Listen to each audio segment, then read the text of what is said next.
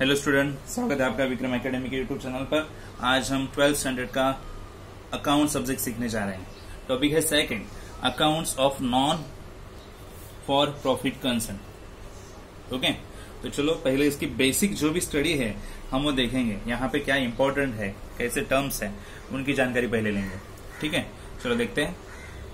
Okay students, देखो introduction.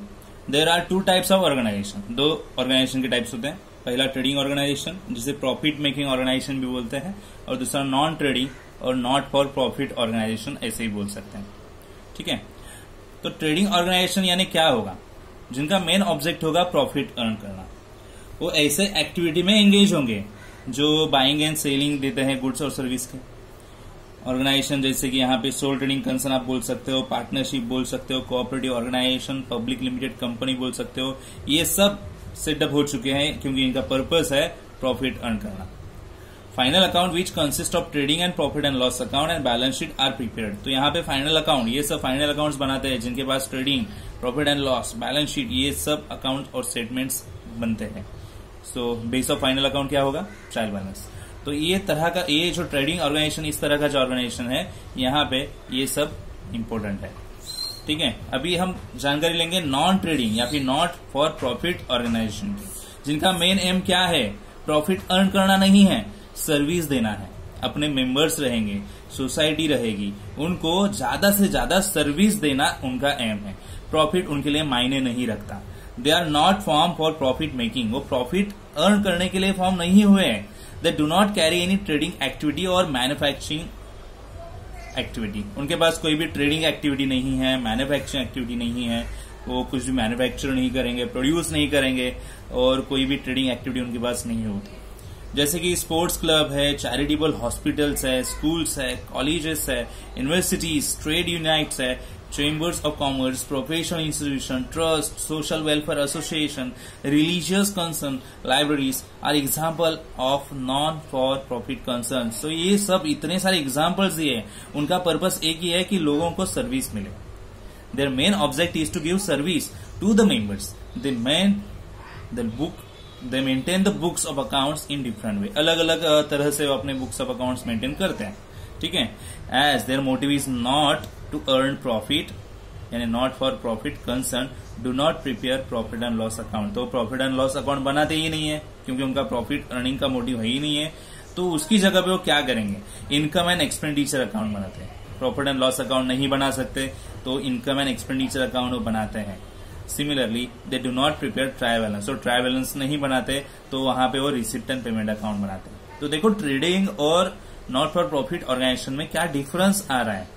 Okay, this organisation prepare balance sheet to know the net worth of the concern. ये balance sheet बनाते हैं but अपना net worth जानने के लिए। Final account of not profit concern consist of income and expenditure account and balance sheet. अगर आप final accounts की बात करो ये non for profit concern organisation की, तो उनके पास only income and expenditure and balance sheet ही बनाने के लिए रहेगा। ठीक है, इसके अगेंस्ट आप देख सकते हो, अगर जो इससे पहले ट्रेडिंग ऑर्गेनाइजेशन हमने देखा, फाइनल अकाउंट वहां पे क्या क्या बनाना था, हमें ट्रेडिंग बनाना था, प्रॉफिट एंड लॉस अकाउंट बनाया, बैलेंस शीट भी बनाई। बट ये जो टॉपिक हम देखने जा रहे हैं, ये ऑर्गेनाइजेशन जो है उनके लिए इनकम एक्सपेंडिचर और बैलेंस शीट ही फाइनल अकाउंट बनेगा। ठीक है, ओके, तो इंट्रोडक्शन में हमने देखा कि यहाँ पे जो भी है क्या दिया रहेगा, मतलब फाइनल अकाउंट में जो ट्रेडिंग ऑर्गेनाइजेशन के थे वहां पे ट्रायल बैलेंस, ये बेस था, ट्रायल बैलेंस दिया था। यहाँ पे बेस क्या होगा, रिसिप्ट एंड पेमेंट अकाउंट। यहाँ पे ट्रायल बैलेंस नहीं होगा, यहाँ पे रिसिप्ट एंड पेमेंट अकाउंट होगा। तो हमें जानना है कि रिसिप्ट एंड पेमेंट अकाउंट होता क्या है। The day to day transaction of a not for profit concern are recorded in cash book and then they are posted to ledger accounts. तो एक तरह का एक कैश बुक ही है, ऐसे बोल सकते हो। रिसिप्ट एंड पेमेंट अकाउंट एक तरह का कैश बुक है। सो जो डे टू डे ट्रांजेक्शन होंगे वो यहाँ पे रिकॉर्ड किए जाएंगे रिसिप्ट एंड पेमेंट अकाउंट में, देन प्रॉपर लेजर में लेके जाएंगे। At the end of financial period the cash book and ledger accounts are balance and from this balances receipt and payment account is prepared. तो normally पहले cash book important है और cash book से ledger accounts बनाया जाएगा, और उसके बाद में सब बैलेंसेस देखने के बाद रिसिप्ट एंड पेमेंट अकाउंट वो बनाते हैं।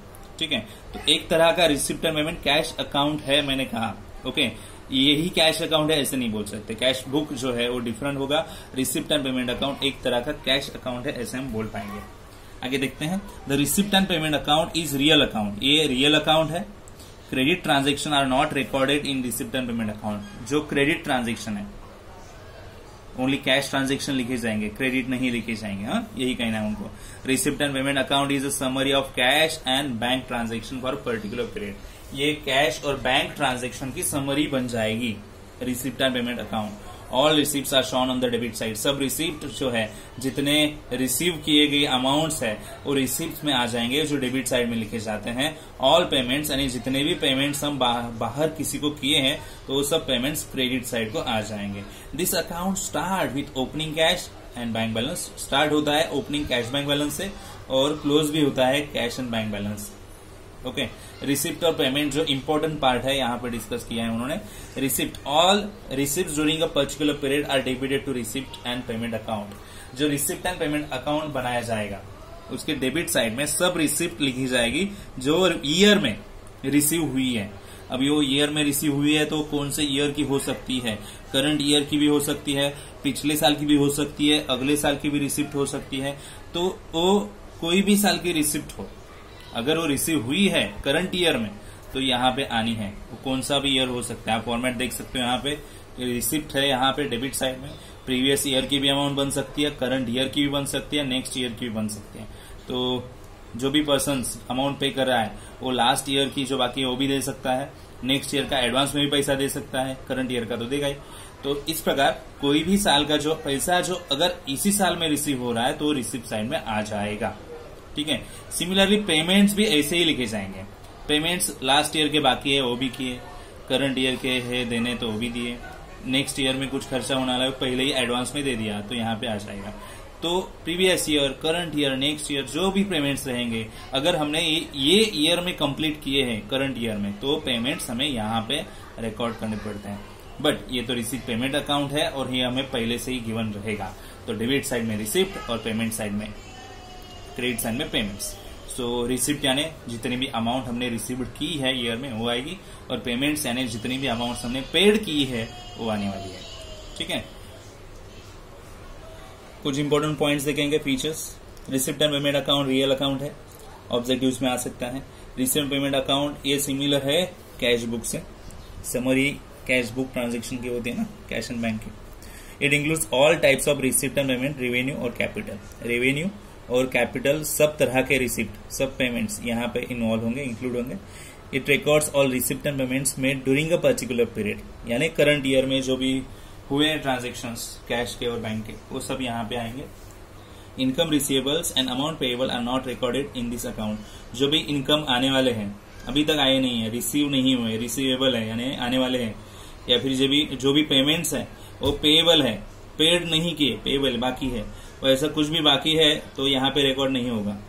यहाँ पे जो भी है पेड किया होगा या फिर रिसीव्ड किया होगा वही आएगा, जो बाकी है वो नहीं लिखा जाता रिसिप्ट एंड पेमेंट में। This account is a base to prepare final account of not for profit concern, तो एक तरह का ये बेस बन जाता है receipt and payment account final account बनाने के लिए नॉट फॉर प्रॉफिट कंसर्न का। This account shows opening and closing balances of cash and bank, यानी ओल्ड ड्राफ्ट भी हो सकता है कभी कभी। ओपनिंग और क्लोजिंग बैलेंस यहाँ से मिलते हैं हमें कैश के और बैंक के। ओके, तो ये रिसिप्ट एंड पेमेंट अकाउंट का छोटा सा इंट्रोडक्शन हो गया, समझ लेना। ये हमें क्वेश्चंस में दिया जाएगा और इस बेसिस पे हमें सॉल्व करना है फाइनल अकाउंट। ये दिया रहेगा वहां पे और उसकी ये इन्फॉर्मेशन कि वो रिसिप्ट एंड पेमेंट एक्चुअली होता क्या है ये यहाँ से हमें पता चला है। ठीक है, अभी रिसिप्ट जो यहाँ पे दी है साइड, तो एक्चुअली रिसिप्ट कौन सी हो सकती है, ऐसे कौन से अमाउंट है जो वो फर्म, ये ऑर्गेनाइजेशन रिसीव्ड करेगी। ठीक है, तो चलो और रिसिप्ट के बारे में जानकारी लेते हैं शॉर्ट में। ठीक है, तो पहले रिसिप्ट दिया आपके पास कैपिटल रिसिप्ट, तो ऐसे रिसिप्ट रहते हैं कैपिटल रिसिप्ट यानी रिसीव किए हुए पैसे, ये ऐसे रहते हैं रिसिप्ट जो बार बार नहीं रिसीव होते हैं। उनका नेचर क्या है, एक ही बार रिसीव होंगे और वो नॉर्मली यूज होते रहेंगे फर्म में, ऑर्गेनाइजेशन में, तो कैपिटल रिसिप्ट हो जाएंगे। जैसे कि डोनेशन लिया है बिल्डिंग पर्पस के लिए, तो बिल्डिंग तो लॉन्गर पीरियड के लिए अपने पास रहेगी। स्पोर्ट टूर्नामेंट्स के लिए फंड लिया है, लाइब्रेरी के लिए फंड लिया है, लाइफ मेंबरशिप फीस ली है, ओके, कोई मेंबर है उसने बोला कि मेरी लाइफ टाइम फीस एक साथ ही ले लो, तो नॉन रिकरिंग हो जाएगी। तो ऐसे कुछ रिसिप्ट है जो एक ही टाइम रिसीव्ड होंगे और वो जब तक ऑर्गेनाइजेशन चालू है तब तक उनके पास रहेंगे, तो कैपिटल रिसिप्ट होंगे। वो नॉन रिकरिंग है नेचर से, इसीलिए वो कैपिटल रिसिप्ट। ठीक है, capital receipt normally capital fund में ऐड हो सकते हैं या फिर आप सेपरेटली लायबिलिटी साइड में दिखा सकते हैं अगर कैपिटल रिसिप्ट दिए थे। अगर रेवेन्यू रिसिप्ट वहां पे हुए, अभी रेवेन्यू रिसिप्ट क्या है, जो रिकरिंग होंगे, बार बार उनका नेचर क्या होगा, रिकरिंग नेचर होगा। तो ऐसे सब रिसिप्ट जो है क्या होंगे, रेवेन्यू होंगे। ठीक है, जैसे कि सब्सक्रिप्शन मिल रहा है हमें, रेंट मिल रहा है, लॉकर रेंट मिल रहा है, इंटरेस्ट मिल रहा है बार बार पीरियडिकल, तो ये फिर रेवेन्यू हो जाएगा क्योंकि ये रिकरिंग है, बार बार मिल रहा है, बराबर। तो ऐसे रिसिप्ट रहेंगे जो रिकरिंग होंगे नेचर से, वो रेवेन्यू रिसिप्ट बन जाएंगे। तो इस प्रकार रिसिप्ट के दो टाइप, रेवेन्यू एंड कैपिटल। तो कैपिटल वाले बैलेंस शीट में लिखने, या तो कैपिटल फंड में ऐड होंगे या फिर सेपरेटली दिखाएंगे लायबिलिटी में। अगर रेवेन्यू रिसिप्ट हुए, बार बार होने वाले, रिकरिंग होने वाले, तो उनको इनकम एंड एक्सपेंडिचर में लिखा जाएगा। All receipts are not income, सब रिसिप्ट इनकम नहीं होते। Capital receipt and consider in a different manner, और भी कुछ कैपिटल रिसिप्ट होते हैं जिनका अलग इफेक्ट बनता है। ओके, तो सब रिसिप्ट इनकम नहीं हो सकते, ओके, या फिर कैपिटल रिसिप्ट नहीं हो सकते। तो जैसे वो आएंगे वैसे हम डिस्कस करेंगे प्रॉब्लम में। तो रिसिप्ट के दो type, capital receipt and revenue receipt. अभी हम पेमेंट्स के भी टाइप्स देखेंगे, आगे देखते हैं। पेमेंट्स के भी ऐसे ही सिमिलर दो टाइप्स पढ़ेंगे, mainly capital expenditure and revenue expenditure. Payment यानी पेड कर रहे हैं, पेड कर रहे हैं तो एक्सपेंस है, तो एक्सपेंस के टाइप्स, एक्सपेंडिचर कैपिटल वाला और रेवेन्यू वाला। रेवेन्यू यानी जो रिकरिंग होगा शॉर्ट पीरियड में, बार बार होने वाला एक्सपेंस जो है, जैसे कि सैलरीज बार बार देनी पड़ती है मंथली, टैक्सेस देने पड़ते हैं, इंश्योरेंस मंथली देना पड़ता है, प्रीमियम देना पड़ता है, ये शॉर्ट पीरियड के लिए, यानी मंथली रहेगा, वीकली रहेगा। तो ये ऐसे एक्सपेंस रिकरिंग नेचर से रहेंगे, इसलिए वो रेवेन्यू एक्सपेंडिचर बन जाएंगे। कैपिटल एक्सपेंडिचर मतलब लॉन्गर पीरियड के लिए खर्चा किया जाएगा, एक ही बार, one time. So purchase of land, तो ये बार बार नहीं करेंगे ना खर्चा, लैंड एक ही बार खरीदी करेंगे, परचेस करेंगे, और वो फिर यहाँ पे लिखा जाएगा, तो ये कैपिटल एक्सपेंडिचर हो जाएगा। ठीक है, तो एक्सपेंडिचर के दो टाइप्स समझ लो, कैपिटल एक्सपेंडिचर, रेवेन्यू एक्सपेंडिचर। वही यहाँ पे दिया एक्सप्लेन करके, जो लॉन्गर पीरियड के लिए रहेगा, जिनका बेनिफिट लॉन्गर पीरियड के लिए रहेगा, वो होंगे कैपिटल एक्सपेंडिचर।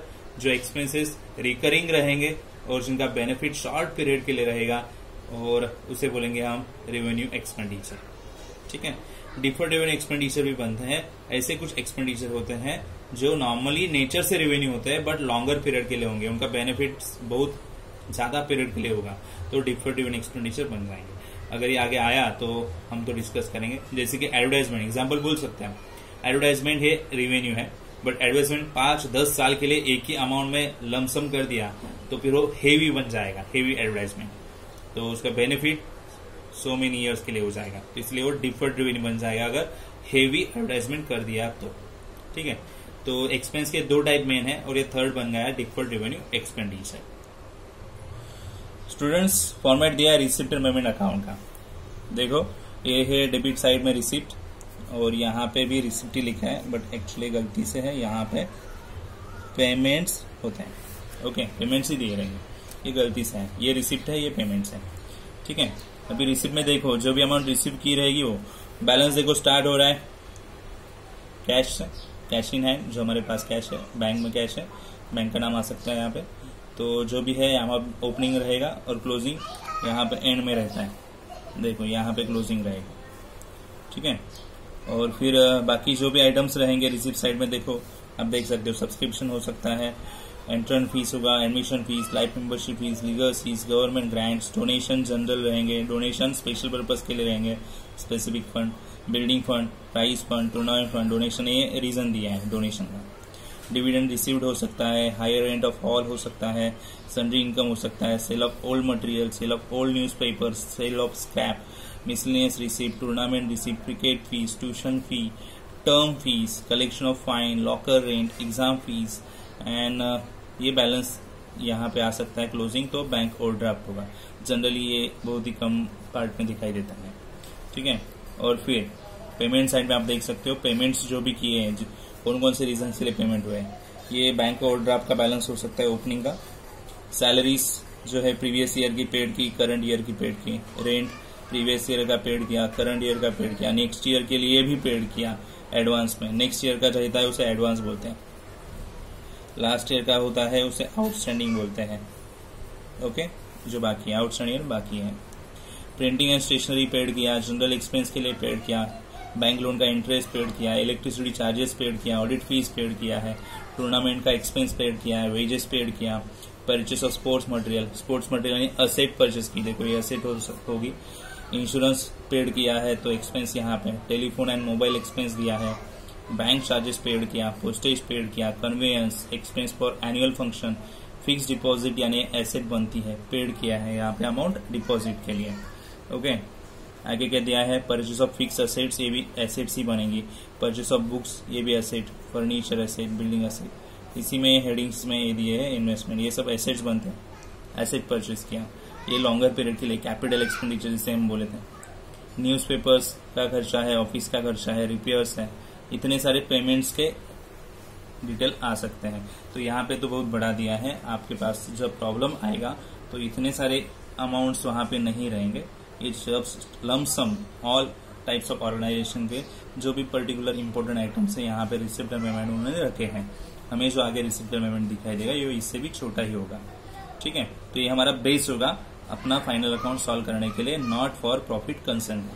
ठीक है, नाउ स्टूडेंट्स, हमारा जो इम्पोर्टेंट फॉर्मेट है यहाँ पे इनकम एंड एक्सपेंडिचर अकाउंट जो हमें प्रिपेयर करना है रिसिप्ट एंड पेमेंट बेसिस पे, ये हमें करना है। ओके, तो ये इस पे ज्यादा फोकस आपका रहेगा। देखो यहाँ पे डेबिट में एक्सपेंडिचर है, वहां पे रिसिप्ट था, यहाँ पे इनकम है, वहां पे पेमेंट था। ओके, तो साइड कंप्लीटली चेंज हो जाएगी। एक्सपेंस यहाँ पे आएंगे, देखो सैलरीज यहाँ पे लिखेंगे, प्रीपेड जो भी है पेड लास्ट ईयर के रहेगा वो आउटस्टैंडिंग रहेगा, करंट ईयर का जो सिंपल ये ईयर में दिया है, प्रीपेड और लास्ट ईयर का जो रहेगा वो।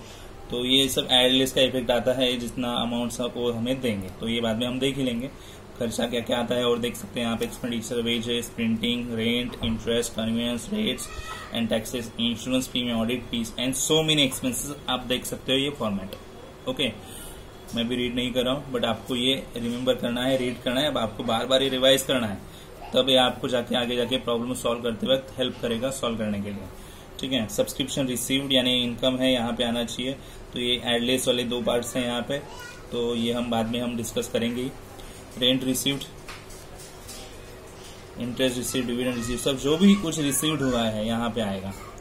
ओके, अगर इनकम एक्सपेंडिचर क्लोज कर रहे हो आप तो आपको कुछ बैलेंस मिलेगा। जैसे प्रॉफिट एंड लॉस को क्लोज करते हो, नेट प्रॉफिट अभी नेट लॉस मिलता था, तो यहाँ पे नॉर्मल नेट प्रॉफिट मिलता था, बट यहाँ पे हमें सरप्लस मिलेगा इनकम एक्सपेंडिचर में, और ये साइड में बैलेंस मिला तो उसे क्या बोलेंगे, डेफिसिट। इधर सरप्लस और इधर डेफिसिट, ये इंपॉर्टेंट चेंज है, आपको लिखना है, या तो गलती से आप नेट प्रॉफिट नेट लॉस लिख दोगे तो गलत हो जाएगा। तो इनकम एक्सपेंडिचर अकाउंट्स में आपको ये बैलेंस मिलेगा, यहाँ पे सरप्लस और यहाँ पे डेफिसिट। ठीक है, साथ ही साथ हमें बैलेंस शीट भी देखनी है, बैलेंस शीट का भी फॉर्मेट हमें पता करना है क्या है, क्योंकि वो भी हमें प्रिपेयर करनी है। ठीक है, ओके स्टूडेंट्स, देखो बैलेंस शीट का फॉर्मेट क्या है। तो इससे पहले जो पहला टॉपिक हमने सीखा फाइनल अकाउंट का, वहां पे भी बैलेंस शीट बनाई और यहाँ पे भी बैलेंस शीट है। Most of the items similar ही होंगे, कुछ आइटम्स यहाँ पे नए होंगे जो हमें देखने हैं। कैपिटल फंड रहेगा यहाँ पे।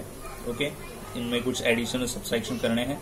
ऐड नॉर्मल ओपनिंग बैलेंस रहेगा, ऐड करेंगे। डोनेशन कैपिटलाइज वाला रहेगा, एंट्रेंस फीस कैपिटलाइज वाला रहेगा, जो भी आएगा वो डेफिसिट लेस करते हैं, सरप्लस ऐड करते हैं।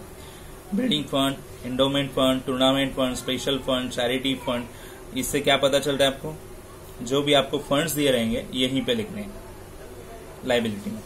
सन्ड्री क्रेडिटर्स दिए हैं, बैंक ओवरड्राफ्ट दिए हैं, अदर लोन्स दिए, आउटस्टैंडिंग एक्सपेंसेस दिए, प्री रिसीव इनकम, देखो पहले ही एडवांस में रिसीव कुछ भी करेंगे आप वो प्री रिसीव हो जाएगा, तो सब्सक्रिप्शन रिसीव्ड इन एडवांस ऐसा हो सकता है, तो यहाँ पे लिखना है। लाइफ मेंबरशिप फीस यहाँ पे आएगी लाइबिलिटीज में।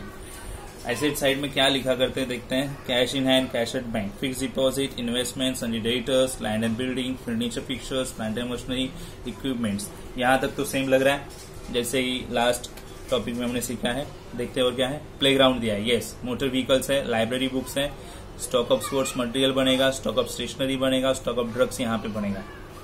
ओके, सो एसेट्स में ये आएगा सब। साथ ही साथ लोन एंड एडवांस गिवन है, acquired interest, prepaid expenses, outstanding income, इस पे फोकस करो। आउटस्टैंडिंग इनकम यहाँ पे आते हैं, आउटस्टैंडिंग एक्सपेंस यहाँ पे आते हैं liability, but outstanding income asset होते हैं। Okay, pre receive income liability बनेगा, प्रीपेड एक्सपेंस एसेट बनेगा। तो ये दोनों का डिफरेंस जो है याद रखो, ध्यान में ले लो। आउटस्टैंडिंग एक्सपेंस लायबिलिटी है बट आउटस्टैंडिंग इनकम एसेट बनता है, प्रीपेड एक्सपेंस एसेट है but pre receive income liability है। ओके, तो लगते हैं सिमिलर बट अलग अलग तरह से उनको ट्रीट करना है।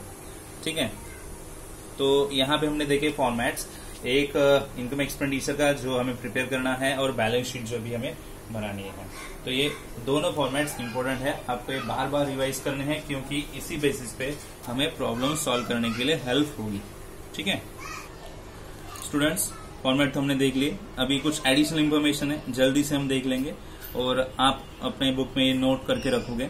आउटस्टैंडिंग एक्सपेंसेस हमेशा हमारे प्रॉब्लम में दिए रहेंगे।